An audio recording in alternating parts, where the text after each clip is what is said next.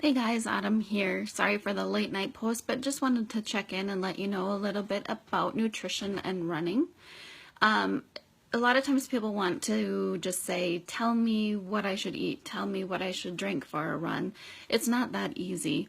Running is specific for everybody, and everybody fuels different, everybody feels different as far as eating and your nutrition. The main thing about running that I have noticed, at least for myself and a couple friends have said the same thing, is your nutrition has to be on point no matter if you're running a race today or you're running a race in 8 months from now or anytime. Nutrition is so important. So it doesn't matter if I'm running today or today is my rest day, because I'm going to be able to tell tomorrow and the next day what I did or didn't do today as far as my diet. So you want to make sure that your nutrition is on point when you are training or doing any type of activity for fitness. Also, there's a big carb debate out there. Now, some people will say that you need extra carbs for running. Some people say no, have your proteins.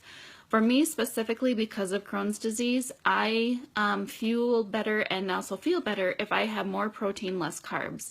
So I stick to about 2 servings a day for carbs. On days that I'm doing a long run, I'll try to throw in another one for 3 servings. So I don't get crazy as far as carbs go and fueling for that, although some other people do, and they, rely on the spaghetti dinners before running and stuff. I don't. I would rather have a big steak and some salad and vegetables, and that makes me feel better. So you kind of have to play around with how you feel, what works for you as far as your activity level. The other thing is when you do run, there's sometimes that especially if you're running for shorter run time periods, that you can maybe eat a banana and go run right away. I can eat a banana and run about a half hour if I'm staying under 5 miles, but if I'm going to run more than that, I want a bigger meal that's going to give me some fuel for the long run. So if I'm going to go 8-9 miles, I'm going to eat something bigger, and then I'm going to wait a couple hours before running. But you have to kind of play with that too. Everybody's a little bit different.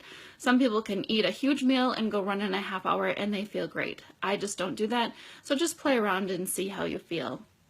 One of the last things that I wanted to mention is for longer runs, for fueling. There are so many choices as far as fueling goes for your longer runs.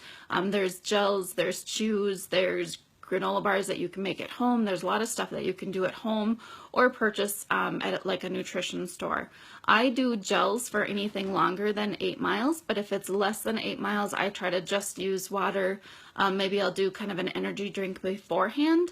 And then just do water for that. Otherwise, I don't use gels except for longer runs. If I'm running a half marathon or full marathon, I definitely have gels with me. Half marathon, I'll do 3 to 4 depending on how I feel. You don't want to overdo them because you're going to feel sick, but you also want to do those on your training runs. So if you are planning to do, say, a half marathon, I have one planned in June. I'm going to make sure that I start using those beforehand, especially on my longer runs, to make sure that my stomach does okay with them and that I have time to change over if it doesn't. So that's the advice that I have for tonight. Let me know if you have any questions, and thanks for watching. Bye.